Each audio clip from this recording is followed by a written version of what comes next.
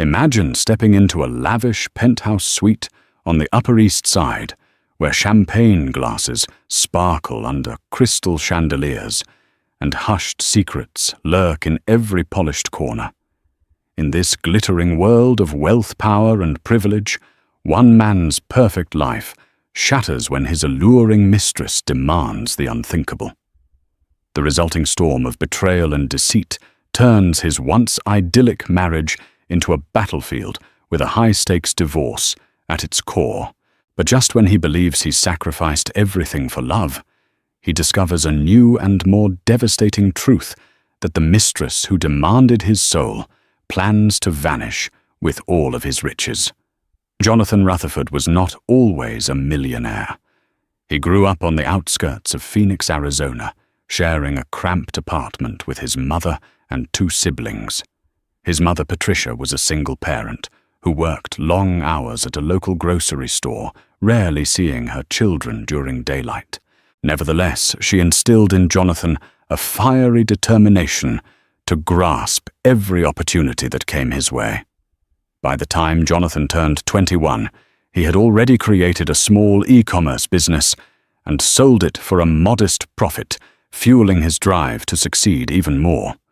In college, Jonathan met the woman he believed was the love of his life, Evelyn Carter, a bright anthropology major, with a heart that seemed big enough to encompass the entire world. They bonded over midnight study sessions and summer road trips to national parks. Evelyn was kind, generous, and wholly supportive of Jonathan's ambitions. She believed in his dream to expand his online ventures into an empire, and soon after they graduated, they married in a small ceremony surrounded by close friends and family. Their early years of marriage were not glamorous. They lived in a modest apartment and worked tirelessly, Evelyn as a grant writer at a non-profit, Jonathan in the tech startup world. But as Jonathan's business acumen sharpened, so did their fortunes. A breakthrough came when he developed a software platform streamlining supply chain logistics, which garnered attention from major investors, including an early endorsement from Mark Cuban on a tech segment of a news channel. Within a decade, Jonathan became a millionaire many times over. His company, J. Ruth Innovations, was rumored to be on the brink of going public, promising to catapult his net worth into the stratosphere. Their lifestyle changed drastically. A penthouse in Manhattan, a sprawling estate in the Hamptons, even invitations to galas and charity events, frequently hosted by philanthropic luminaries. Evelyn and Jonathan once found themselves sharing canapes with the likes of Bill Gates at a fundraising dinner. While Jonathan thrived in this glittering world, Evelyn struggled at times to hold on to her sense of identity. She was proud of Jonathan, but felt overshadowed by the demands of his business dealings and constant traveling. Despite occasional friction, they remained a strong team, forging a partnership built on trust, loyalty, and shared aspirations. Little did Jonathan know that soon his carefully built kingdom would crumble, all because he opened his life and heart to someone else. A woman who promised him excitement, a spark he feared he'd lost in the day-to-day familiarity of marriage. One late summer evening, Jonathan found himself at an exclusive fundraiser at the Metropolitan Museum of Art. Evelyn, preoccupied with a project for her non-profit, had chosen to stay home. Jonathan, reeling from a stressful negotiation process to take J. Ruth Innovations public, debated whether to cancel as well. But these events were essential for networking, so he attended, albeit reluctantly. Dressed in a sleek midnight blue suit, Jonathan drifted from one conversation to the next. A swirl of elegant gowns, black tie suits, and the soft glow of overhead chandeliers set the scene. String quartets played in the background as donors and socialites discussed everything from philanthropic efforts to the latest business trends. And then he saw her across the room, Bianca Rossi. She was tall, with dark, cascading hair and an aura of confidence that made her impossible to ignore. She wore a crimson silk dress that hugged her curves perfectly, leaving the onlookers, men and women alike, spellbound. Jonathan watched as she laughed effortlessly, touching the arm of an older gentleman who was explaining some detail about the exhibit. Something about her seemed entirely at ease, yet slightly dangerous, like a candle flame flickering in the dark. He didn't realize he was staring until Bianca's piercing brown eyes locked onto his. She offered him a half smile, a silent invitation. Normally, Jonathan would have stayed on the periphery he was, despite his wealth, not a womanizer. He valued his marriage, or so he told himself. Yet that night, something in the tension of the preceding months, the dissatisfaction stirring in his spirit, made him walk toward her. They struck up a conversation that at first felt surprisingly ordinary. They commented on the art pieces, the turnout of the event, the excellence of the hors d'oeuvres. But beneath the casual banter, Jonathan felt an undercurrent, a magnetic pull from her that he couldn't resist. Bianca's eyes never left his, and her voice, laced with an Italian accent, caressed each word as though it were a precious gift. An hour felt like a minute. By the time the night ended, Bianca had made her intentions clear. She wished to see more of Jonathan.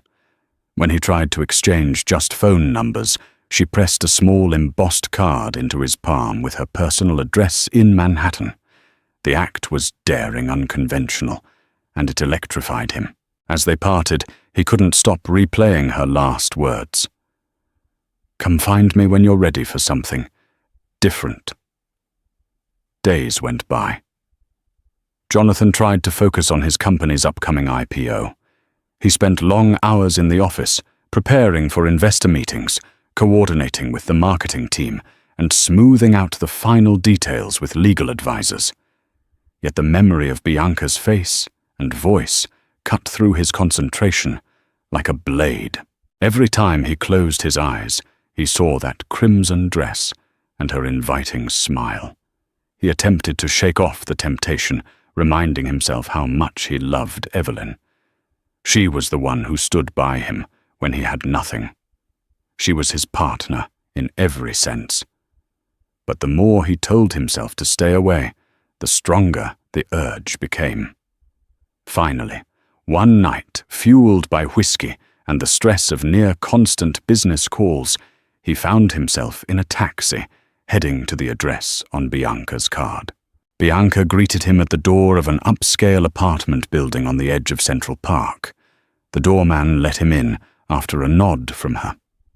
Bianca's apartment was as alluring as she was. Every piece of furniture curated an intoxicating scent of jasmine and floor-to-ceiling windows, showcasing the city lights. She led him to her living room, offering him a glass of red wine that seemed to swirl with hidden promises. Jonathan felt out of his depth. He had never stepped out on Evelyn before. But Bianca's confidence, the subtle brush of her hand on his, and the whispered compliments disarmed him.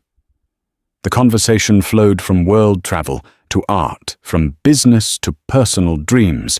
Bianca had a knack for feigning genuine interest in everything he said.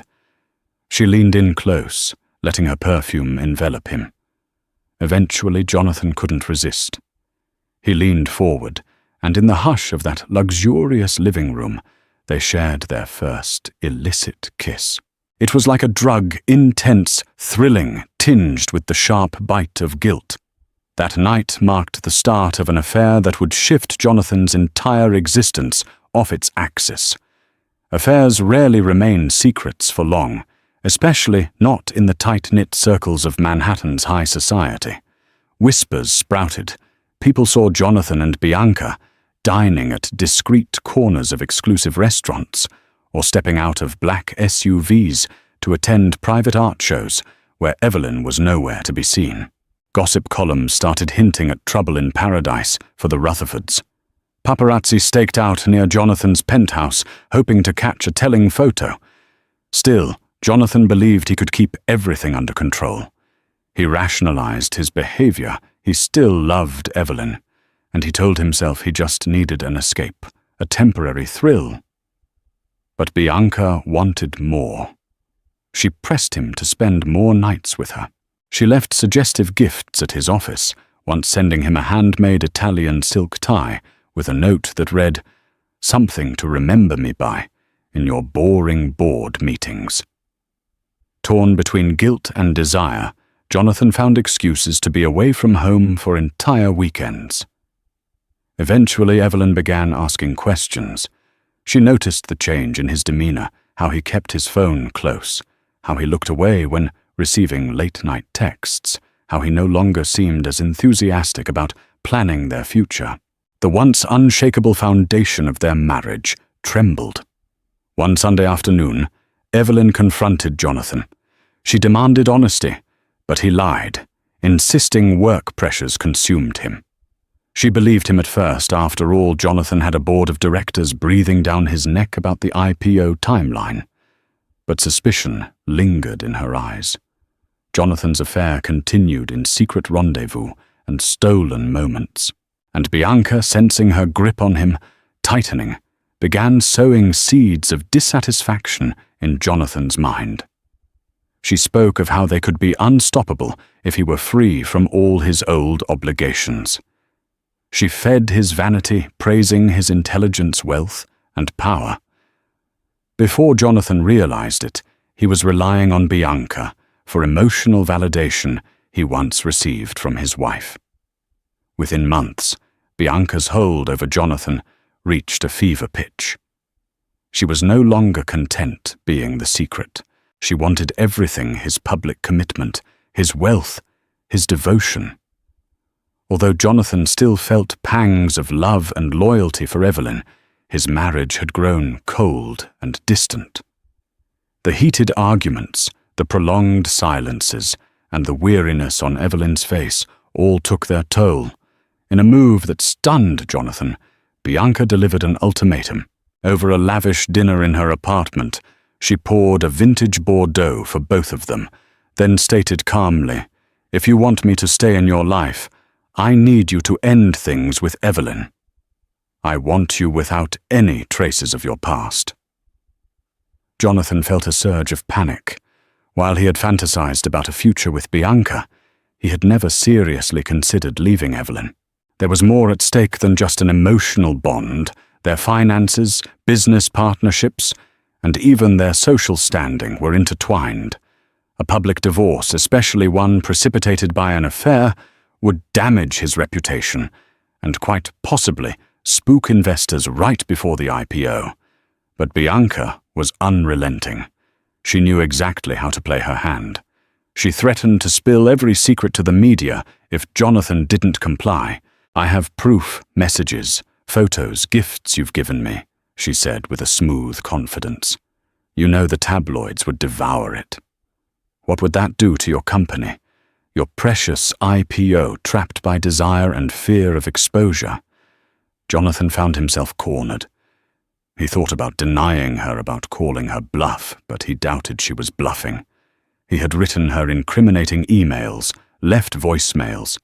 The evidence was there for anyone who wanted to tear down his carefully built empire. But the heart is unpredictable. For Jonathan, a part of him had already started seeing a new beginning with Bianca, someone who matched his ambitions, someone who knew how to navigate Manhattan's high society with effortless charm. Gradually, he convinced himself that perhaps his marriage with Evelyn had run its course. And so, with trembling resolve, he agreed to file for divorce. Telling Evelyn was the hardest thing Jonathan had ever done. Late one evening, after a silent dinner in their penthouse, he mustered the courage to speak the words that would shatter her world. He confessed to wanting a divorce, leaving out the affair for the moment. Evelyn stared at him, stunned. Why, she asked, tears brimming. "We can work through whatever is happening. I still love you, Jonathan. I've always loved you." But Jonathan, under Bianca's spell and fearing Bianca's threats, stuck to a script of half-truths and vague accusations. He claimed they had grown too far apart, that maybe they wanted different things, that they needed to go their separate ways. The devastation on Evelyn's face was clear. She pleaded for therapy for any chance to salvage their relationship. But Jonathan, seeing no way out of the corner he'd been painted into, insisted that they should part. He avoided eye contact as he walked to the guest room. By the end of the week, he had moved out, taking a suite at the Plaza Hotel under a discreet alias, just as Bianca had suggested. The news of the separation leaked rapidly, intensifying rumors of Jonathan's infidelity. Although Evelyn tried to save face publicly, the heartbreak was evident. She moved back to their older residence in upstate New York to escape the prying eyes of reporters. Friends who had known them for years offered her sympathy and tried to glean information, but she stayed mostly silent. As Jonathan prepared for the divorce proceedings, Evelyn hired a lawyer to protect her interests, though her main concern remained the emotional betrayal. She still knew nothing about Bianca, but she suspected there had to be another woman. Jonathan's legal team was large and expensive, just as Bianca had recommended. The lawyers pressed Evelyn for a speedy settlement, leveraging the fact that Jonathan's wealth was mostly tied to the soon-to-be public company. Meanwhile, Jonathan felt torn between shame and the exhilarating sense that his life was transforming into something new and glamorous. Bianca, for her part, was thrilled. She made her presence known in Jonathan's world, showing up at business dinners and charity functions on his arm. Their relationship, once secret, turned into a public affair that made headlines on gossip websites. Millionaire tech mogul dumps wife for mysterious beauty, read one. Another sensational headline teased behind the scenes of Jonathan Rutherford's scandalous romance. Evelyn's legal team attempted to secure a fair share of Jonathan's assets. She had been with him from the beginning, after all. But Bianca urged Jonathan to keep the settlement as low as possible, citing that a huge payout to Evelyn would hamper their new life. Jonathan's own guilt led him to offer more than Bianca wanted. In repeated arguments, Bianca insisted that Evelyn deserved nothing beyond a basic settlement. One day she snarled, "She never believed in you like I do.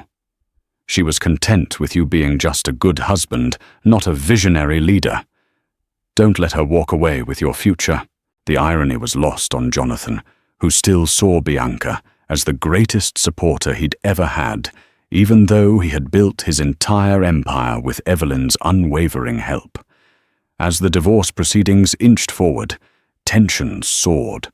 Jonathan's IPO was delayed due to the negative press swirling around the scandal.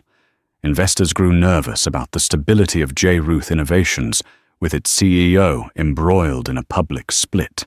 Bianca, meanwhile, skillfully played the supportive partner, hosting lavish parties in her apartment, where Jonathan could woo anxious investors.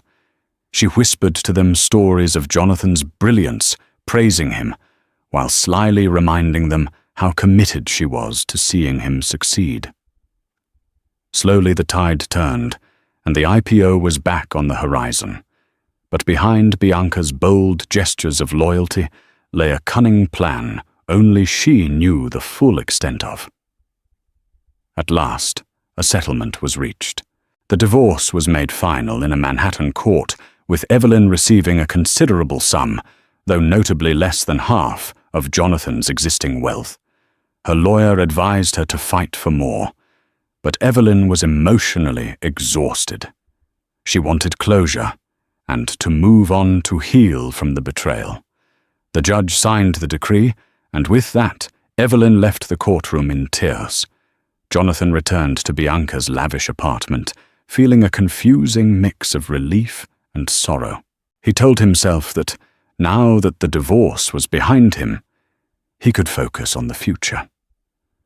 Perhaps with Bianca's dynamic personality at his side, he could scale greater heights. But a part of him mourned the end of his marriage and the love he once shared with Evelyn. Late at night, he'd stare out the window at the city lights, wondering if he had made a catastrophic mistake. Bianca, however, appeared nothing but triumphant. She organized a celebratory dinner at Le Bernardin. In the glow of candlelight and the buzz of Manhattan's culinary elite, she clinked glasses of champagne with Jonathan. They toasted to new beginnings and unbridled success. Yet if Jonathan had looked more carefully, he might have noticed the calculated gleam in Bianca's eyes, or how she seemed more interested in talking about his assets' upcoming IPO and expansion deals than about him as a person. That very evening, Jonathan inadvertently revealed his plans for restructuring his finances post-IPO. He spoke of setting up a private fund, of shifting certain assets into easily liquidated stocks. Bianca listened attentively, nodding at all the right moments. By the time dessert arrived, she had gleaned enough details to formulate a cunning scheme. The day after the divorce was finalized, Jonathan received a call from one of his old college friends, Marcus Lynn, who had known both Jonathan and Evelyn since their freshman year. Marcus was a straight shooter, known for always speaking his mind. Without preamble, Marcus said, "John, I've been hearing things about Bianca. I don't think she's who she says she is." Jonathan bristled with defensiveness. "You don't even know her," he snapped. "What could you possibly have heard?" Marcus hesitated, but pressed on. "There are rumors. People say she was involved with a wealthy banker in London. A few years back, Robert Hastings rang a bell. He ended up losing. A fortune vanished from the social scene. She jumped ship right before everything fell apart for him. It's said that she left with a ton of his money. Maybe it's all talk, but there's enough chatter to be concerning." Jonathan's pride flared. He refused to entertain the possibility that Bianca might be conning him. After all, he was a savvy businessman. He had built an empire from scratch. How could he be fooled? He brushed off Marcus's warnings with an icy "thanks for your concern. But I know what I'm doing." Then he ended the call. Yet a seed of doubt was planted. Over the following days, Jonathan began recalling small inconsistencies in Bianca's stories, conflicting details about her family, about how she earned her money, about the places she claimed to have lived. He tried asking her subtle questions, but Bianca was adept at swiftly changing the subject. She'd distract him with flattery or physical affection whenever he probed deeper. At times, Jonathan noticed an unsettling quality in Bianca's eyes, like a cat sizing up its prey. But each time the alarm bells chimed, Bianca's charm overpowered his hesitation. He convinced himself that the rumors were mere gossip, spread by people envious of their relationship. Despite the turbulence of Jonathan's personal life, J. Ruth Innovations finally launched its IPO. The opening day on the New York Stock Exchange was a triumph. Stock prices soared, surpassing even the most optimistic projections. Jonathan rang the closing bell, wearing a triumphant smile, while Bianca stood by his side in a stylish white suit, beaming for the cameras. The press devoured every moment newly divorced tech mogul triumphs, with stunning IPO launch, blared the business headlines. That evening, an exclusive after-party was thrown at an upscale penthouse venue. Investors, celebrities, and tech industry heavyweights rubbed shoulders. Bianca played the role of charming hostess, impeccably draping herself on Jonathan's arm, ensuring each high-profile guest felt special. Evelyn was nowhere to be seen. She had been swiftly replaced in the public imagination by Bianca, the it girl, next to the newly minted billionaire. If Jonathan felt any trace of guilt or sadness, he concealed it behind the $1,000,000 smile expected of him. In private, Jonathan felt relief and a surge of pride. He'd finally reached the pinnacle of success he had long sought. Financial freedom was now absolute. He mused that perhaps everything his affair, the divorce, might have been worth it for this moment.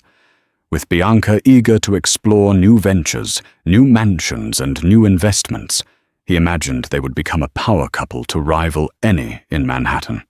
Unnoticed in the corner of the party, one of Bianca's acquaintances, a slick man named Darian Kendall, quietly sipped his champagne. An ex-private investigator and rumored blackmailer, Darian had ties to more than one suspicious incident in the city. For a moment, Jonathan and Darian's eyes met. An uneasy chill swept through Jonathan, though he couldn't quite place why. Bianca smiled at Darian from across the room, a knowing smile that left Jonathan perplexed. She then quickly pulled Jonathan away to introduce him to yet another VIP. The moment passed, but an intangible sense of dread lingered, flush with IPO wealth.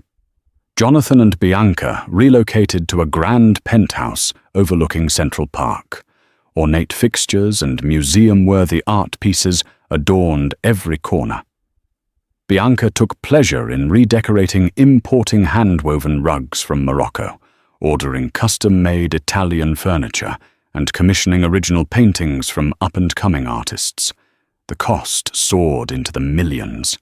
Jonathan said nothing, telling himself that he deserved this level of luxury after all his hard work.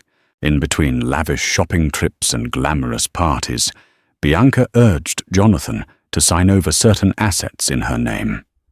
Just a precaution, she insisted in case of legal or tax complications. He hesitated, but she used every method of persuasion at her disposal, her charm, their physical intimacy, and the convenient mention of the fear that Evelyn might try to reopen the divorce settlement if J. Ruth Innovations soared too high. Eventually, Jonathan relented. He signed over several properties into a trust that listed Bianca as a co-owner. After all, they were practically engaged, discussing wedding plans to formalize their union. The media devoured the love story, from rags to riches tech. Genius finds true love after divorce. Neither Jonathan nor Bianca contested the false notion that she was his newfound soulmate. The public had grown fascinated with them. Paparazzi followed them on exotic vacations to Saint-Tropez, Aspen, Bali.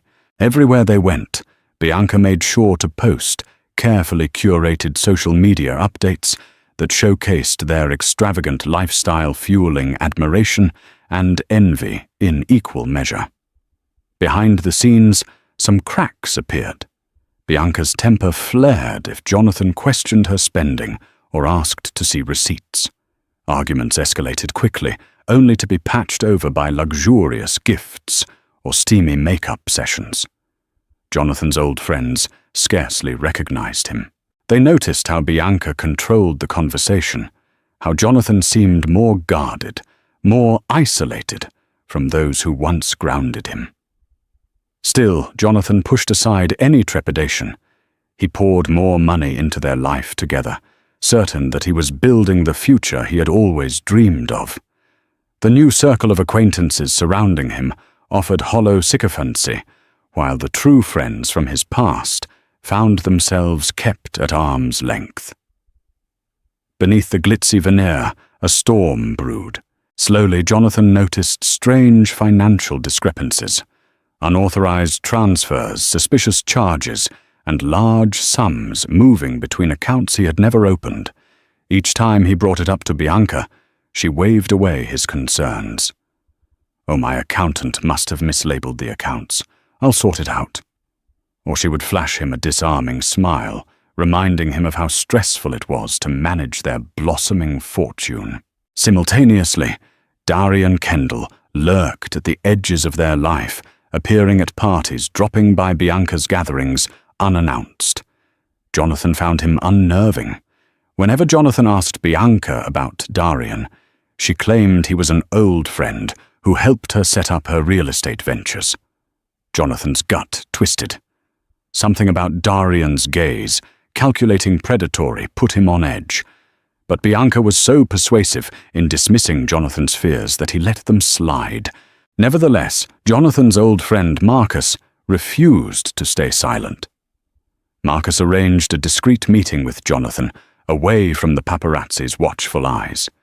In a dimly lit bar on the Lower East Side, Marcus revealed what he'd uncovered. Bianca's real last name wasn't Rossi. It had changed multiple times over the past decade. She'd been implicated, though never charged, in a series of financial fraud investigations in Europe and Asia. Several men who had been involved with her suffered mysterious bankruptcies and left the social scene in disgrace. Jonathan felt as though the rug had been pulled out from under him. But his ego chafed at the possibility he'd been conned. He lashed out at Marcus, accusing him of meddling and refusing to trust Bianca. "She's changed," Jonathan said through gritted teeth. "People can have complicated pasts. This is just gossip." Marcus shook his head. "I hope you're right, John, but I'm telling you there's more to this. Watch your back." With that, Marcus left the bar, his face etched with concern. Jonathan was left nursing a drink that tasted bitter, no matter how sweet the bourbon. Returning to the penthouse, Jonathan didn't confront Bianca immediately. Instead, he began quietly checking his accounts more thoroughly. He noticed that shortly after his divorce settlement, a series of funds had been diverted to an offshore account in the Cayman Islands. He couldn't recall setting up such an arrangement. He consulted his personal attorney off the record, asking about the nature of these accounts. The lawyer seemed puzzled. It looked like Jonathan's electronic signature authorized them. However, if one looked closely, the digital signatures were slightly inconsistent with Jonathan's usual pattern. "Digital forgery has gotten more sophisticated," the attorney said, a frown creasing his forehead. "Are you saying you didn't sign these?" Jonathan maintained a calm facade, but inside panic bubbled. He realized the looming possibility that Bianca, or someone working with her, could have forged his authorization. But confronting her would require evidence, and Jonathan suspected she'd be furious if cornered. His fear of scandal, of public humiliation, prevented him from moving openly. The tabloids would devour every lurid detail of a second betrayal. Even worse, the stockholders in his company might lose confidence in his leadership if it became clear that he'd been duped. Gradually, Jonathan decided to play along while gathering more evidence. He re-established discreet contact with Evelyn, not to rekindle romance, but to apologize for how things ended. He also sought to verify if Bianca had tried to sabotage Evelyn in any financial dealings. Evelyn still hurt, but Civil told him her legal team discovered suspicious questions about her settlement. The investigators representing Bianca had tried to pry into Evelyn's personal finances, apparently looking for anything that could reduce her payout. Evelyn's lawyers fortunately held their ground. As the days passed, Bianca sensed Jonathan was more distant, more distracted. She intensified her hold, demanding more attention, planning weekend getaways, spontaneously suggesting they look at private islands to purchase. She effectively isolated Jonathan from everyone except her new set of friends. Still, he concealed the emotional turmoil behind a polite smile, all the while building up a trove of suspicious documents and bank statements. The late afternoon sun cast long amber shadows across the marble floors of the penthouse. Jonathan stood by the window, a tumbler of scotch untouched in his hand, watching as the city blurred beneath him. Horns honked in the distance, helicopters buzzed overhead, but inside all was still. On the coffee table before him sat a carefully arranged stack of documents, bank records, wire transfers, and signature authorizations that made his stomach churn. He had rehearsed what he would say 100 times, but now that the moment was here, his mouth felt dry, and his thoughts scattered. The elevator chimed. Footsteps clicked against the floor. Bianca entered with the air of a woman returning from a victorious hunt, clad in a cream-colored designer dress, a silk scarf draped over her shoulders, and shopping bags dangling from one arm. She paused when she saw Jonathan standing so still. "Darling," she said brightly, "you're home early. I found the most exquisite lamp for the guest bedroom. We need to talk," Jonathan said flatly. Bianca blinked. "Is something wrong? Sit down." Her brows arched, but she sauntered over, setting the shopping bags on a velvet ottoman and sinking into the tufted leather couch. She crossed her legs and looked at him expectantly. "Okay. I'm listening." Jonathan moved to the table and picked up one sheet of paper. He didn't hand it to her, just held it up. "Explain this," he said. "A transfer of $5 million to an offshore account in the Cayman Islands, authorized under my name. Except I never made it." Bianca didn't blink. "That's absurd." "Maybe your financial advisor," I spoke to him, Jonathan cut in. "He had no idea. Neither did my lawyer or my accountant. So either someone hacked into my accounts or—" He leaned forward, voice low and razor sharp. "You forged my authorization." Bianca's lips parted the first crack in her otherwise flawless mask. "Are you accusing me of stealing from you?" Jonathan dropped the document on the table and pulled out another, and another. Transfers. Trust alterations. Deeds. Her name was on everything. "I'm not accusing you," he said. "I'm showing you the evidence."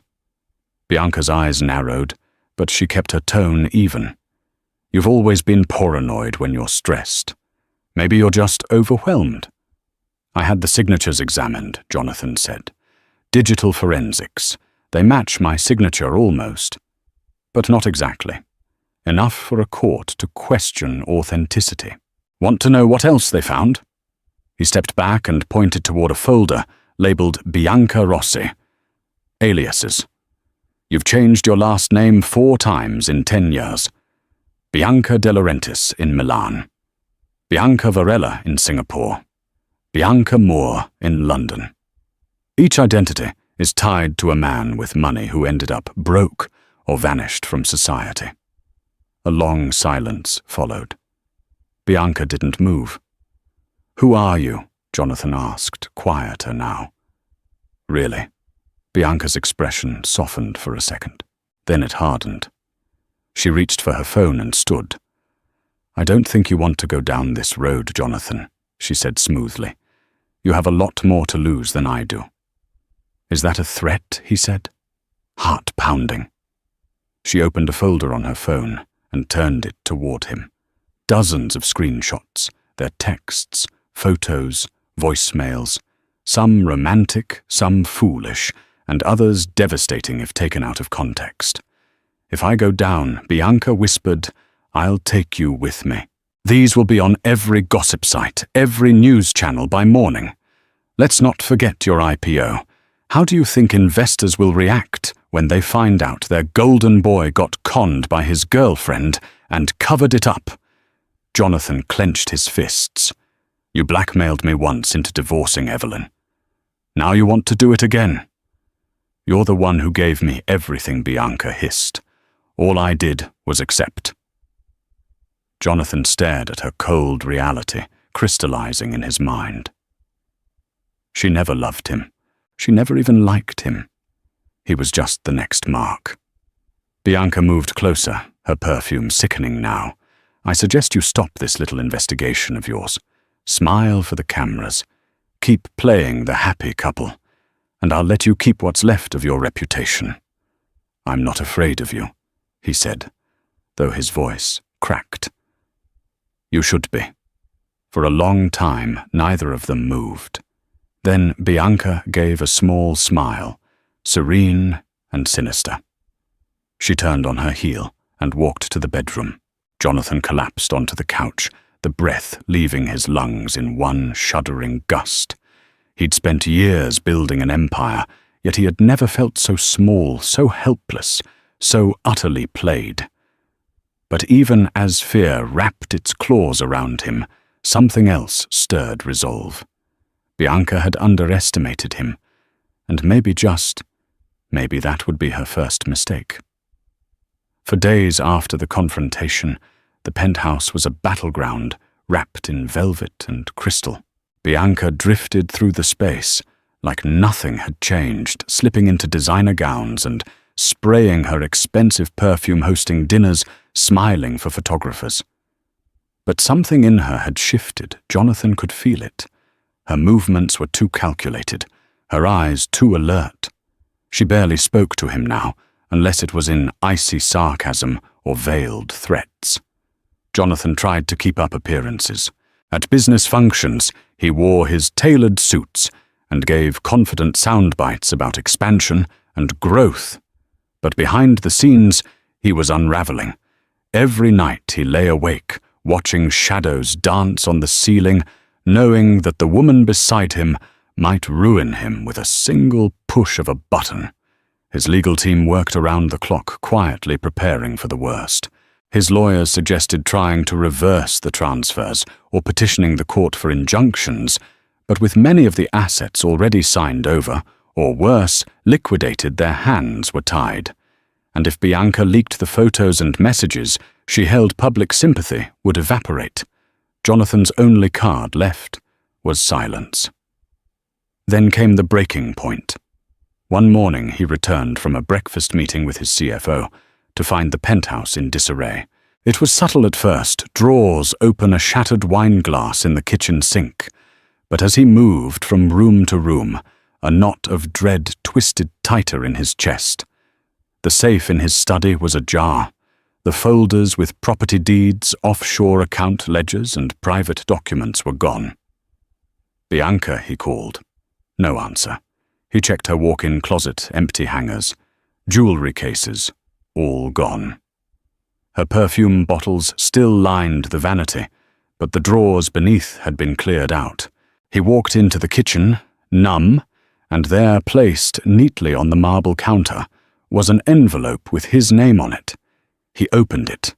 Inside, in Bianca's graceful slanted handwriting, were just 6 words: "You had your chance. Now it's mine." Jonathan staggered backward. Panic overtook him like a wave of ice water. He rushed to his laptop, opening his financial dashboard. The numbers didn't lie. 3 accounts drained. A luxury Hamptons property listed as sold. Company shares under his trust partially transferred to a dummy shell corporation. His heart pounded so hard he could barely think. He tried calling Bianca's phone, disconnected. He called their shared attorney. No response. He called his security firm and ordered them to review building footage. By noon, the head of building operations called him back. Bianca had left the building the night before with 2 men in dark suits, one of whom appeared to be Darian Kendall. Jonathan stared blankly at the wall. Darian, the quiet, eerie man who had lingered around their events. Jonathan had dismissed him as a hanger-on. Now he realized Darian had likely orchestrated the entire escape.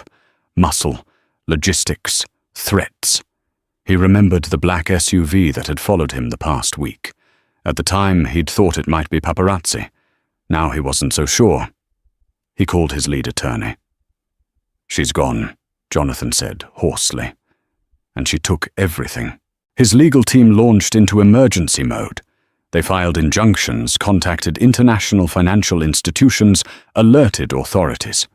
But Bianca had planned this meticulously. The accounts were in jurisdictions with strict secrecy laws. Shell companies obscured ownership trails. The homes and vehicles she'd sold were already in the names of intermediaries. Jonathan had no illusions recovering any of it would take years, if ever. And the humiliation would be public. 2 days later, the tabloids broke the story. Tech mogul's mistress vanishes with fortune, screamed one headline. Another blared, from power, couple to public disaster. Photos of Bianca boarding a private jet at Teterboro Airport with Darian at her side flooded the gossip columns. A source claimed she used a fake name and paid cash for the flight. Customs had her final destination as the Virgin Islands. From there, nothing. Jonathan had hoped to control the narrative, but the press did what it did best: devour reputations. Old photos of Evelyn appeared in contrast, the loyal wife cast aside. Social media swirled with memes of Jonathan in clown makeup captions like, "He lost the bag and the girl." Worse still, The board of J. Ruth Innovations demanded an emergency session. Though the company remained financially healthy, investors were nervous. Questions were raised. Had Jonathan mismanaged personal finances? Was his judgment compromised? One board member gently but firmly asked the unthinkable, "Would you consider stepping down at least temporarily? So we can stabilize the brand." Jonathan said nothing for a long time. Then he nodded. That night, sitting alone in a smaller apartment, he'd forgotten he owned Jonathan, stared at the city that once crowned him king. His phone buzzed. It was Evelyn, just a single message. "I'm sorry this happened to you." He didn't deserve her sympathy. But somehow it broke him. He sank into the couch and wept, not just for the money, not just for the humiliation, but for how willingly he'd handed his life to someone who had only ever seen him as prey. He had been seduced by fantasy. The next few weeks were a blur of chaos. Jonathan's attorneys scrambled to halt any further liquidation of assets, but Bianca had moved swiftly. Large wire transfers had vanished into overseas accounts. Shell companies with complex ownership structures obscured the money's final destination. Tabloids got wind of the scandal, publishing sensational articles. Mistress breaks tech billionaire's heart and bank account. They dug up every detail of Jonathan's divorce, from Evelyn painting him as a serial philanderer who had gotten his comeuppance. For every ounce of sympathy he received, he was also the butt of jokes, memes, circulated online, mocking his downfall. The blow to his reputation was severe. His company's board members tried to distance themselves from the scandal. Though J. Ruth Innovations remained stable financially, some stakeholders questioned Jonathan's leadership. They convened an emergency meeting to discuss whether his personal issues jeopardized the company's image. With mounting pressure, Jonathan announced he would temporarily step down as CEO, appointing a trusted colleague as interim leader, while he focused on resolving personal matters. Meanwhile, Jonathan tried in vain to trace Bianca. Private investigators discovered that she had boarded a private jet from Teterboro Airport under a false name. Customs records placed her final destination in the Caribbean. From there, her trail vanished.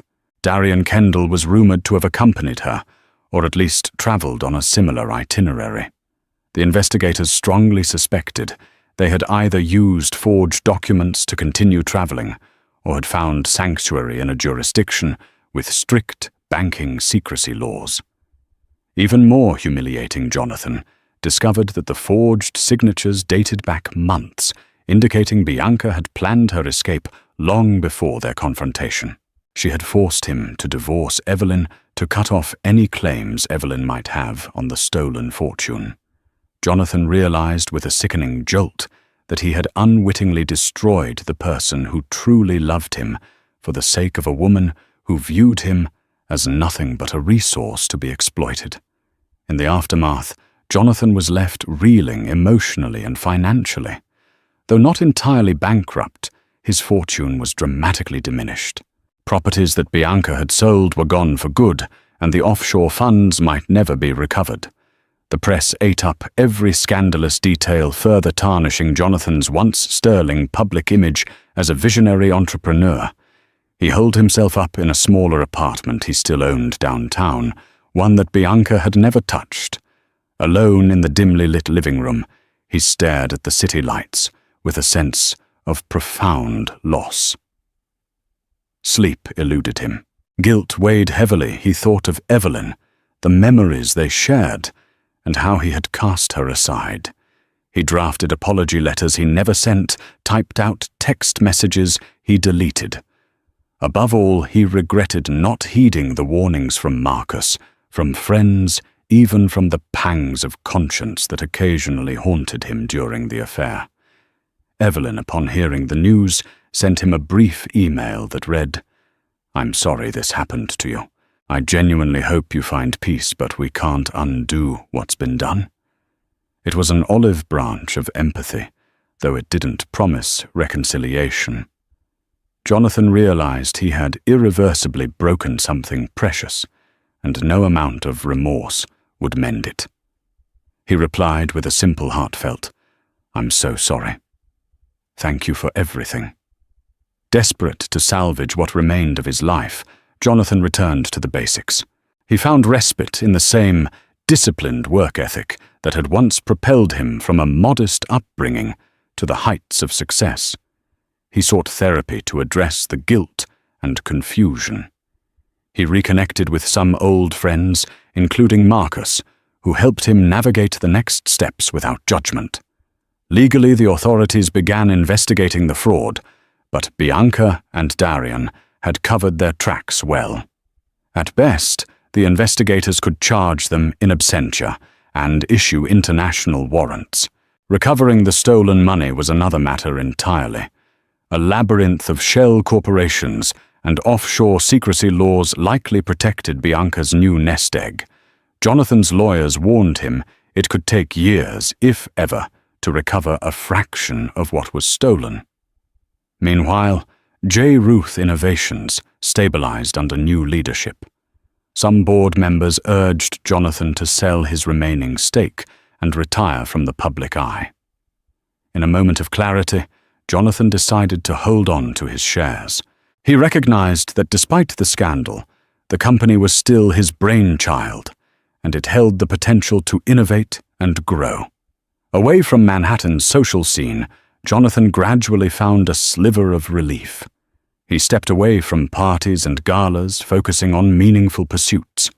He quietly donated to causes Evelyn once cared about: women's shelters, education programs for underprivileged youth, though he did so anonymously. This was his small penance, his way of honoring the values he once shared with the woman he had so deeply wronged. Months rolled into a year, then 2. The media frenzy diminished. A new scandal, a different sensational story replaced Jonathan's downfall in the tabloids. He kept his head down, working from a modest office and occasionally consulting for J. Ruth Innovations. He no longer had that manic hunger for more wealth, more power, more success. The illusions that once blinded him had been stripped away. Still, the ghosts lingered. Bianca was never apprehended, though rumors occasionally bubbled up about sightings in Monte Carlo, Dubai, or private yachts off the coast of the Mediterranean. Jonathan learned to let go of the obsession with finding her. He recognized that the heartbreak, the betrayal, the financial losses were the consequences of his own actions and weaknesses. Forgiveness was hard to come by, especially self-forgiveness. Jonathan spent many therapy sessions delving into why he craved Bianca's excitement. He realized he had been seduced by not just Bianca, but by the notion that his life must constantly ascend to greater thrills. In his chase for external validation, he had lost the stability and depth that came from a real partnership.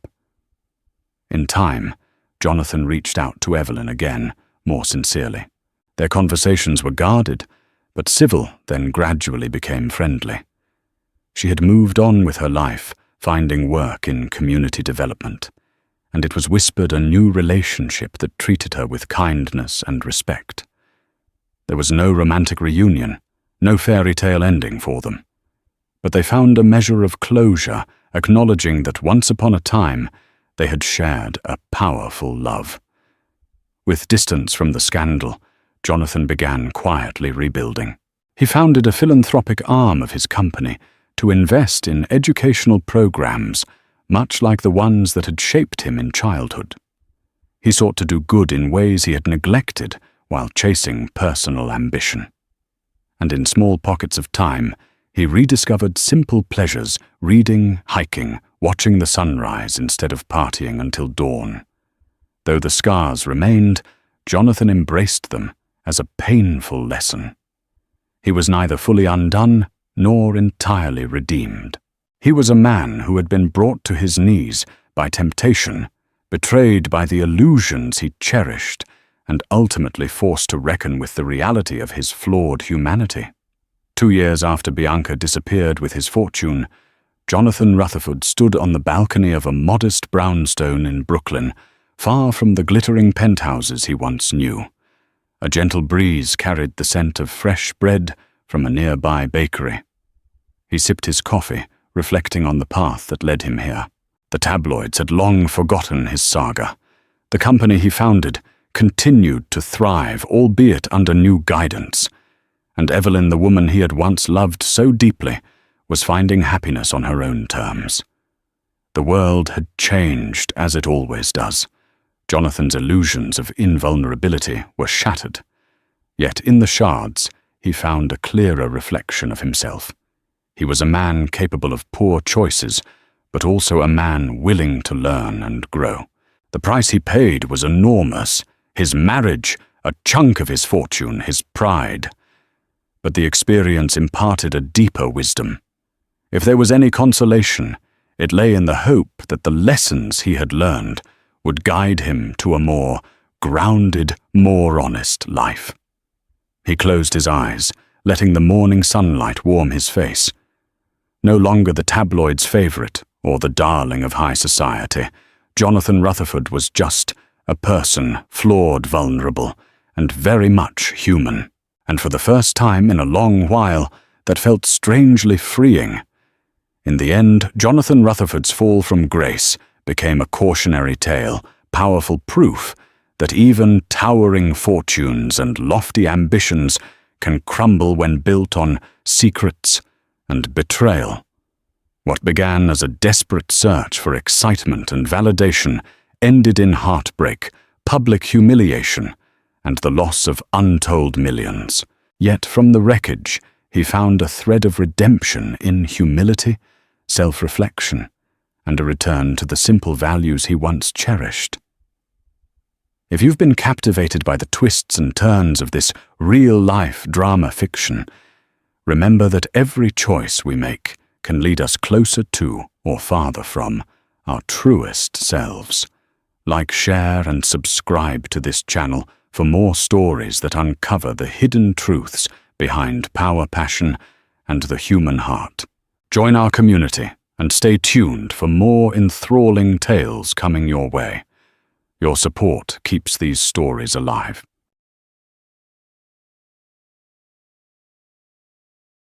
The night millionaire Lucas Shaw shattered his perfect life. He didn't just stumble into his luxurious mansion. He detonated an emotional grenade. Drunk, reckless, and blinded by desire, Lucas stood swaying in the doorway, gripping the waist of a woman who was everything his wife was not: bold, seductive, and dangerously confident. The faint scent of expensive perfume mixed nauseatingly with alcohol, filling the opulent marble foyer where shadows danced beneath the grand chandelier. What Lucas didn't realize was that his pregnant wife, Hannah, had been awake, waiting in agonizing silence for hours, her suspicion finally turning to icy certainty. Her trembling fingers pressed instinctively to her abdomen, as if shielding their unborn child from the shockwaves of betrayal. In one heart-wrenching instant, Hannah's carefully preserved denial shattered, replaced by the undeniable reality standing shamelessly before her. Yet this was more than a careless slip. This was the culmination of months of whispered secrets, deceitful late-night meetings, and hidden receipts. As Hannah's anguished eyes locked onto Lucas's disheveled figure, she finally glimpsed the ruthless truth behind his prestigious facade. The devoted husband she thought she knew was gone, replaced by a man intoxicated not only with liquor, but with power, lust, and reckless ambition. The statues lining the foyer seemed to judge him silently, bearing witness to a tragedy that wealth couldn't prevent. Long before he spiraled into tonight's humiliation, Lucas Shaw had once been just another hardworking kid from the modest town of Maple Bridge, a boy fueled by dreams and ambition, but still guided by integrity. Back then, he'd vowed never to let success corrupt him. Yet now, standing drunk in his own mansion, clinging to a woman who viewed him as nothing more than a trophy conquest, it was painfully clear how far he'd fallen from the earnest young man Hannah had first loved. The woman at Lucas's side was Cecilia Hayes, a name whispered at high-end networking events as an up-and-coming star in commercial real estate. With high cheekbones, dark wavy hair, and a confidence that could melt steel, She was exactly the type who thrived in Lucas's new social circles. Cecilia had seen Lucas's name on countless headlines: young visionary, self-made magnate, the next power player. She wanted to claim a piece of that brilliance for herself. In the beginning, their affiliation was strictly professional. She sought his backing for a series of luxury condominiums overlooking the city skyline. But as late-night meetings led to expensive bottles of wine shared in dimly lit lounges, professionalism blurred into flirtation. Flirtation ignited into an affair laced with secrecy and fueled by Lucas's unchecked ego. Yet for all her outward poise, Cecilia had her own agenda. Raised in the less affluent parts of Silver Lake District, she'd scrambled her way out of poverty through unyielding ambition. She saw Lucas as the ultimate emblem of the life she deserved. And so, step by calculated step, she reeled him in, letting him believe he was in control. It was a game they were both playing, until that night when one of them pushed it too far by waltzing straight into Hannah's domain. Hannah's heart thundered in her chest. She had never confronted Lucas with the full depth of her suspicions, holding on to a slender hope that her husband might come clean before she found proof.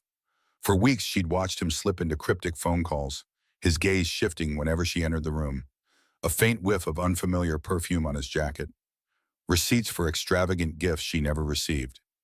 Yes, she had known something was terribly wrong, still she'd never imagined he would dare to bring it all home. "Lucas," she managed to say, voice quavering. Who is this?" In that instant, she felt her unborn child flutter, a fragile reminder of what was truly at stake. Meanwhile, Cecilia tightened her grip on Lucas's arm, glancing briefly at Hannah as though assessing a defeated rival.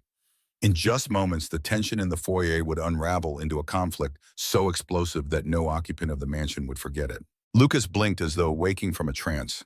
The swirling lights from the chandelier and the swirl of alcohol in his veins left him momentarily speechless. His mouth felt parched, yet he tasted nothing but guilt.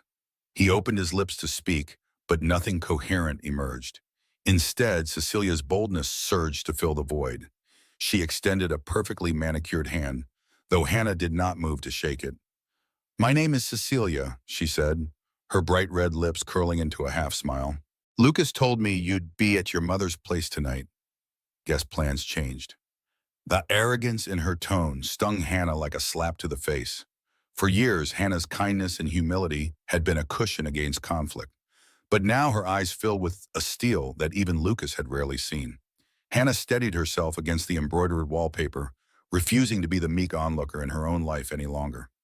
"You need to leave," she said, her voice firmer than she expected.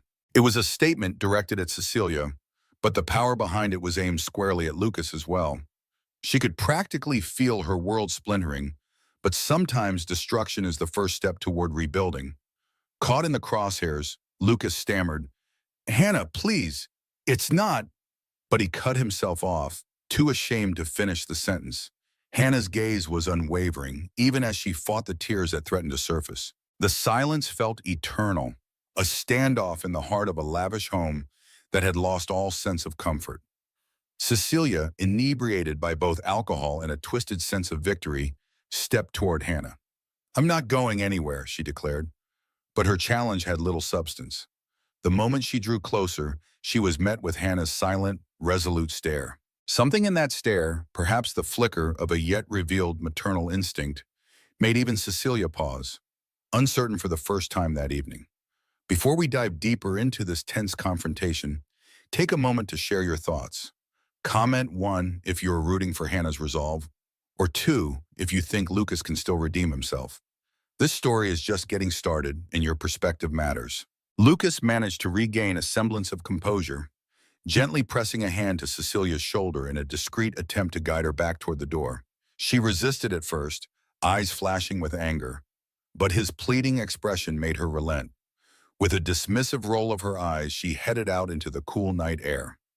Alone now with his wife in the hushed foyer, Lucas felt an unfamiliar terror. He'd negotiated billion-dollar mergers without breaking a sweat. But standing before Hannah, seeing the heartbreak and betrayal etched into her face, he realized that all his carefully built fortunes could not save him from the repercussions of this moment. "What happened to us?" Hannah asked softly, her voice trembling. She wasn't shrieking or throwing things the way some might have expected, No, her heartbreak was quieter, deeper. In her mind's eye, she saw a quick montage.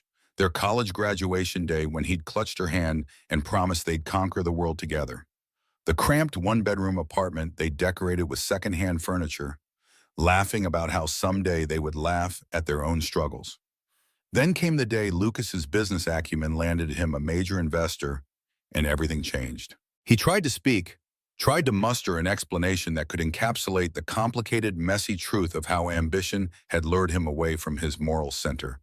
But all that left his lips was a pathetic, "I'm sorry." Hannah took a step back, as though fearing his words might shatter her further if he came too close. "Lucas," she whispered, "do you realize how much you have hurt me? You've hurt—" She stopped herself, nearly letting slip the news of her pregnancy. But she wasn't ready. Not when it felt like sharing that news now would be a cheap ploy to guilt him. No, she needed him to reckon with his actions based on what they already were. An irreparable betrayal. In the silence that followed, the air felt thick with unspoken words and shattered dreams. Finally, Hannah gestured toward the staircase leading up to the second floor.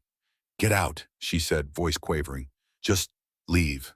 And in that single command, quiet yet decisive, Lucas felt the weight of his entire life collapsing like a row of dominoes. Lucas obeyed, stepping out into the cold, empty street that flanked their estate. The sprawling mansion behind him was still lit from within, a beacon of everything he'd worked so hard to attain. Yet it felt less like a home and more like a monument to his downfall. He fumbled for his car keys, vaguely aware that he was far too intoxicated to be driving.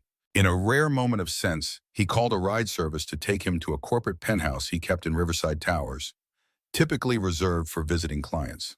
Tonight, it would serve as his place of exile. Inside the mansion, Hannah remained in the foyer, knees buckling as she fought back tears. She pressed a trembling hand to her abdomen, conscious of the tiny life growing there. So many times she'd rehearsed how she'd tell Lucas about the baby. She'd imagined his eyes lighting up, his arms wrapping around her in uncontainable joy. Instead, her revelation had been overshadowed by an affair she couldn't continue pretending away. For the first time, she wondered if her child might grow up with only one parent present. The next morning, Hannah didn't emerge from her bedroom until the sun was high in the sky.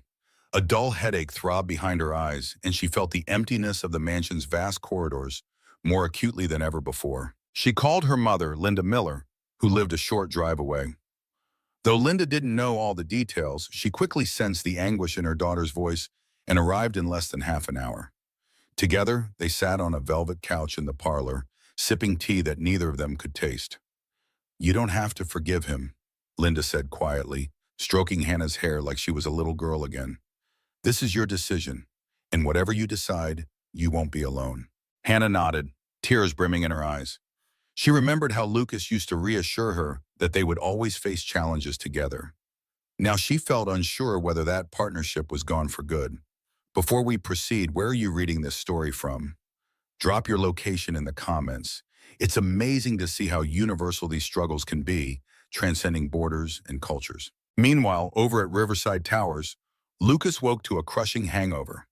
The shimmering city skyline offered no consolation, each morning ray of sunlight feeling like an accusatory spotlight on his failures. Guilt gnawed at him more insistently than any physical pain ever could. What haunted him the most was Hannah's quiet grief. She hadn't screamed or raged. She'd simply told him to leave. He wondered if anger might have been easier to handle, if it would have offered him some emotional outlet to fight back. But her silence was lethal. By mid-afternoon, a familiar face appeared at the door, Martin Campbell, Lucas's oldest friend from back in Maple Bridge. Martin had heard about the incident through the ever-churning grapevine of corporate assistants and personal drivers who loved to gossip. Without waiting for an invitation, Martin let himself into the penthouse, scanning the minimalist decor that bore none of Lucas's usual personal touches. A half-empty bottle of whiskey stood on the glass coffee table, flanked by an untouched takeout box. "What have you done?" Martin asked, voice low. Lucas didn't have the energy to pretend ignorance. Instead, he just gestured wearily for Martin to take a seat. Over the next hour, Lucas recounted the dizzying swirl of events that had led him to bring Cecilia Hayes into his home. He spoke of the unstoppable momentum of his business deals, how the constant praise and the lure of new social circles had made him feel invincible. With each word, the magnitude of his recklessness sank deeper. "You're an idiot," Martin said plainly, not out of malice but from a place of blunt honesty. "You had everything, a good home, a loyal wife. Now you're risking it all for some thrill?" Lucas didn't argue. In that moment, he realized he'd seen 1,000 cautionary tales about power and infidelity. He'd always told himself he was immune, that his love for Hannah would keep him grounded. Clearly, he'd been wrong. The question that loomed now was whether he could salvage anything at all from the wreckage. "Look," Martin offered, "you need to decide what's important. Because if you don't fix this, you'll regret it every single day for the rest of your life." Hannah was not unaccustomed to heartbreak. She'd lost her father at a young age and had seen her mother navigate financial struggles in a system that favored those with connections. But this particular betrayal cut her in a way that felt almost primeval. She spent the next few days in a daze, skipping her usual volunteer work at Bright Hope Foundation and dodging calls from well-meaning friends who had caught wind of the scandal. Her mother lingered around the mansion, quietly doing chores or organizing baby essentials, trying to create a semblance of normalcy. Yet, amidst the sorrow, a determination began to crystallize within Hannah. She wasn't simply a victim of Lucas's choices. She was a mother-to-be, and her child deserved a stable, loving environment, whether that included Lucas or not. After scouring her finances, she realized she had enough personal savings, money she'd earned before their marriage and kept in a separate account, to live comfortably for a while if she needed to. The notion of leaving the mansion frightened her, but she also knew that if Lucas continued to betray her trust, she would have to walk away for her own sanity and for her baby's future. One afternoon, as she was reorganizing a spare bedroom to convert into a nursery, the doorbell rang. To her surprise, it was Jill Price, Lucas's longtime assistant. Jill's eyes were filled with sorrow and unease. "I wanted to check on you," Jill explained, handing over a small stack of mail that had been rerouted to the corporate office. "Lucas, he's not coming into the headquarters much lately. He's not himself." Hannah swallowed hard, fighting the instinct to dismiss Jill. After all, Jill was deeply entwined with Lucas's professional life. But the concern in Jill's voice seemed genuine. "I appreciate you coming by," Hannah managed, trying to maintain her composure. She wondered if Jill knew about the pregnancy or if the entire city was still in the dark. As Jill left, Hannah sank onto a love seat, flipping idly through the mail. Among the envelopes was a glossy pamphlet advertising a couple's therapy retreat. For a brief second, her heart fluttered. Could something like that even begin to repair the extensive damage caused by Lucas's betrayal? Or was the time for saving their marriage long gone? Over at Riverside Towers, Lucas sat hunched over his laptop, trying to lose himself in financial spreadsheets. But no column of numbers could drown out the memory of Hannah's stricken face. He responded half-heartedly to his business partners, hoping to maintain the facade that everything was under control. In truth, the man they once knew as a visionary go-getter now felt like a sham. His phone buzzed on the coffee table, a message from Cecilia Hayes. He stared at it with mingled guilt and dread. "We need to talk. Call me." Lucas closed his eyes. The thought of hearing Cecilia's voice twisted his stomach. The illusions that once enthralled him, her daring attitude, her glamorous social connections, now felt hollow. He typed a terse reply. "Not now, I need space." He remembered how a younger version of himself had always held a strict moral code. Lucas used to balk at colleagues who cheated on their spouses. He used to say, "If you love someone, you don't disrespect them like that." Now he was that hypocrite, trapped in a nightmare of his own making. Unable to endure the silence, Lucas grabbed his coat and ventured out into the city. He strolled aimlessly through a bustling downtown, passing coffee shops and boutiques.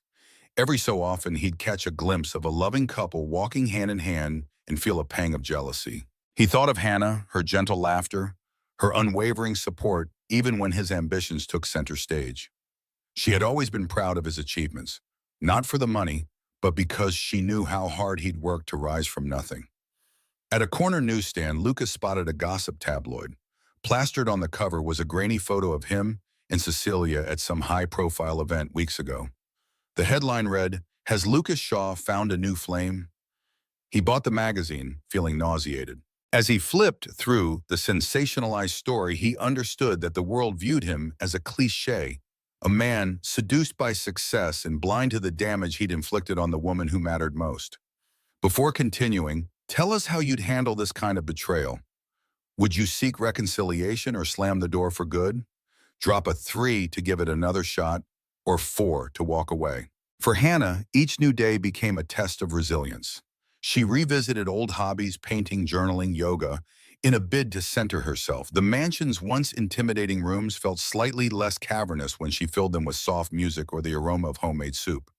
She invited her childhood friend, Carla Evans, to stay over one weekend, hoping for a sense of warmth and camaraderie that had been missing for too long. Carla, an elementary school teacher, arrived with an armful of baby books and an eagerness to help. She listened intently as Hannah poured out the full, unfiltered story. "He humiliated me in my own home, Carla," Hannah said, tears welling up despite her attempts to stay stoic. "I don't even know where we go from here." In response, Carla hugged her tightly.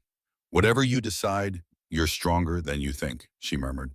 They spent the weekend painting the nursery a soft lavender, a color Hannah found simultaneously soothing and hopeful. Meanwhile, Carla asked the question that Hannah had been avoiding. "Have you told Lucas about the baby?"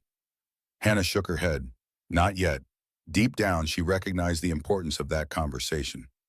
Lucas deserved to know, no matter how broken their relationship seemed.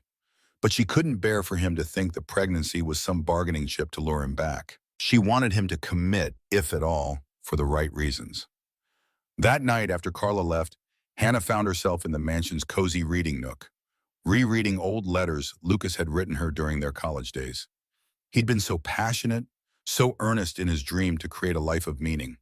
The transformation he'd undergone, the thirst for power, the obsession with external validation, was so drastic it almost felt like she was married to a stranger. Yet she also saw flickers of that old sincerity in his eyes when he apologized the night he left. Was it enough to hold on to, or was she clinging to a phantom? She closed the letters and gazed out the window. Life had a way of forcing decisions onto people at the most unexpected moments. A part of her dreaded the day Lucas would learn of her pregnancy, because once he knew, everything would change forever. Late one evening, Hannah finally worked up the courage to text Lucas. She kept her message short, instructing him to meet her at a nearby cafe the next day. Her heart pounded incessantly after she hit send, as though bracing for the impact of a car crash she saw coming. His reply came within minutes. A single word of acknowledgement. Understood. The next afternoon, under the soft hum of background chatter, they sat across from each other at a small, round table by the cafe window. Hannah wore a modest floral dress, while Lucas's tailored blazer did little to hide the strain in his posture. He looked tired, as if each day away from her had aged him a year. They navigated trivialities first. He asked if she was sleeping well. She asked if he needed anything from the house. Neither directly addressed the emotional abyss between them until the conversation reached a hesitant lull. "I'm pregnant," Hannah said, voice barely above a whisper. She watched as his eyes widened, a storm of surprise, guilt, and hope colliding in his gaze. Time seemed to stand still. Lucas inhaled sharply. "Pregnant," he echoed, his tone soft. A myriad of questions flickered across his features. How far along was she? Why hadn't she told him sooner?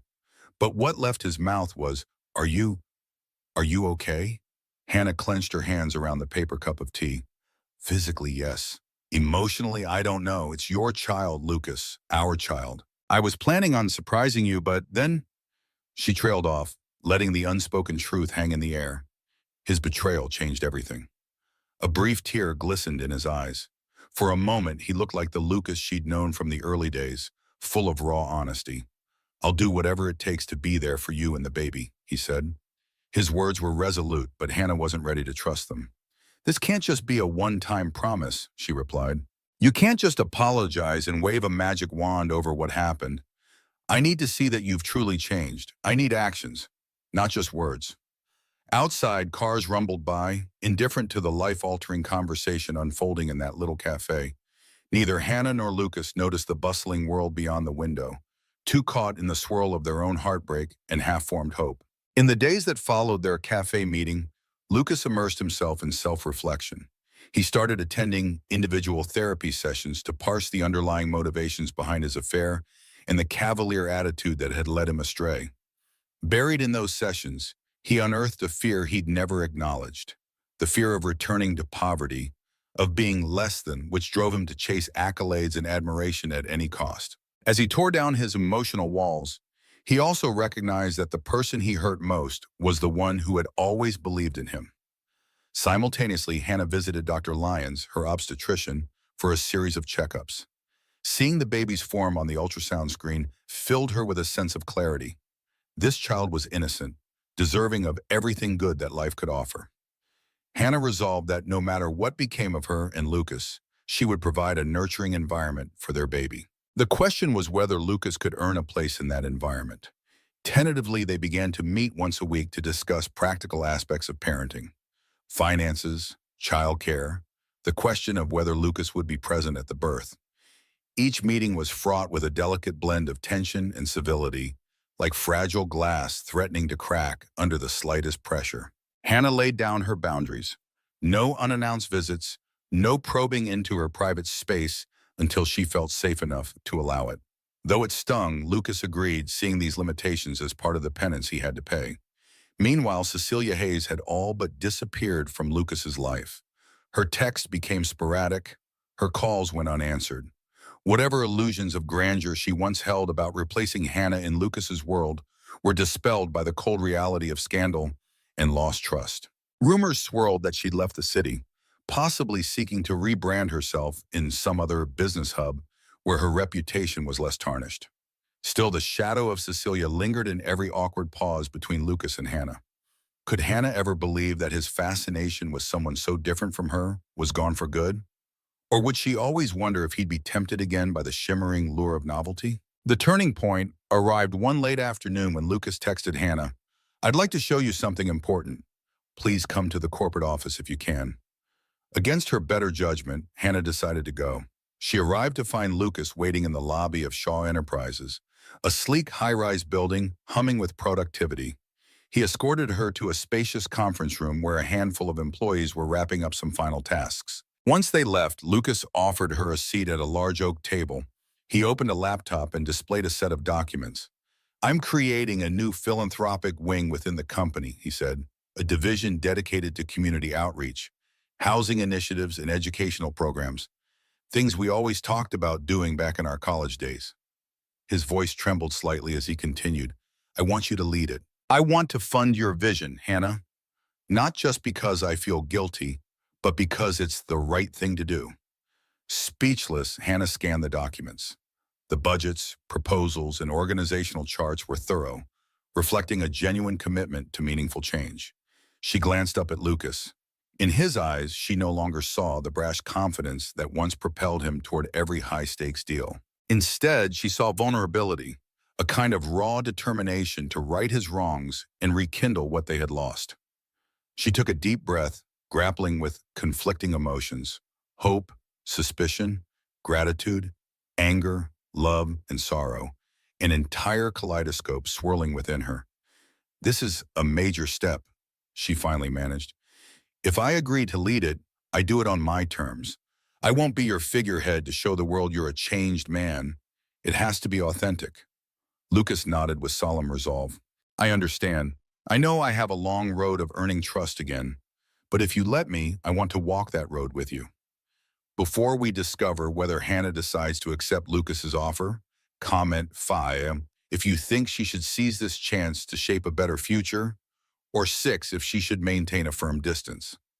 Remember, every story of betrayal is also a story of choice, of who we become when tested by loss. For a moment, Hannah could see a flashback of the college-age Lucas, the idealist who once dreamt of using his eventual success to lift entire communities. It almost brought tears to her eyes, realizing that his moral core might still be intact beneath the layers of betrayal and selfishness. Still, promises made in a conference room could not erase nights of deception. "I'll do it," Hannah said quietly, her voice echoing off the polished walls. "Not for you, but for the good this division can bring to people who need it. And for our child, because I want them to see what true compassion and justice look like." Relief washed over Lucas's face, and for an instant, Hannah felt an ember of warmth flicker in her heart. She remembered how love once felt between them, solid, secure, and full of promise. Could they ever get back to that place? Or was the notion of their old life just a nostalgic haze? In the weeks that followed, Hannah threw herself into building the philanthropic branch, hiring a small but passionate team. She was pleased to see Lucas keeping his distance professionally, respecting her leadership. He signed off on every initiative she proposed, but never demanded the spotlight. Occasionally, their paths intersected in boardrooms or staff gatherings, and each time she sensed a shift, a certain gentleness, a newfound humility radiating from him. Whether that shift was permanent or merely a phase remained to be seen, but it was undeniably there. Outside of work, Lucas continued therapy and offered to attend couples counseling if Hannah ever felt ready. Gradually, she noticed small acts of kindness, flowers dropped off at her door without a note, groceries delivered anonymously, and offered to drive her to the prenatal checkups without pressuring her if she declined. These gestures were subtle, but consistent. As Hannah's pregnancy advanced, she found herself able to breathe a bit more easily, both physically and emotionally. The baby's kicks were stronger, more frequent, reminding her every day that a new chapter was drawing near. Whether Lucas would be a vital presence in that chapter or merely a lesson in heartbreak was something only time and continued effort would decide. Months passed, and in the final stretch of Hannah's pregnancy, a rare winter storm blanketed the city in snow. The roads were nearly impassable when her water broke late one night. Linda Miller, ever the watchful mother, hurried to her side, preparing to drive her to the hospital. But the snow was relentless, trapping them in their driveway. In a panic, Linda dialed Lucas, who arrived in record time behind the wheel of a sturdy SUV with four-wheel drive. Despite Hannah's reservations, she had no choice but to accept his help. In the swirling white chaos of the blizzard, Lucas guided the SUV through the slippery streets, heart pounding as he glanced at Hannah in the rearview mirror. She winced through contractions, her breath fogging the windows. 1,000 apologies caught in Lucas's throat, overshadowed by a single focus: get her to safety. By the time they reached the hospital, his knuckles were white from gripping the steering wheel. When the doctor confirmed Hannah was ready to deliver, Lucas hesitated outside the room. He was unsure whether his presence was welcome. But Hannah, trembling under the hospital's fluorescent lights, stared at him through the half-open door. Their gazes locked, and with a shaky breath at her side, he gripped her hand through each agonizing contraction, tears falling freely as he witnessed the birth of their daughter, a tiny miracle swaddled in pink. In those first seconds of the baby's life, the weight of everything that had happened pressed down on Lucas with a force he could hardly bear.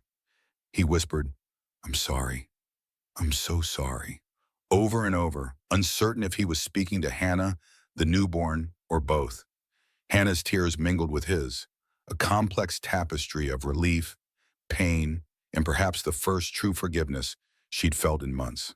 Later that night, in the hushed serenity of the hospital room, Hannah held their daughter close as Lucas watched from a nearby chair. There was no dramatic vow renewal, no instant fairy tale reconciliation, but there was a new kind of hope, rooted in honesty, shaped by heartbreak, and illuminated by the promise of unconditional love for the tiny life they had brought into the world. Have thoughts on this conclusion? Let us know. Hit like if you believe in second chances, or share to spread a message of resilience. Sometimes the most devastating storms lead to the purest moments of clarity and the greatest transformations of the human heart.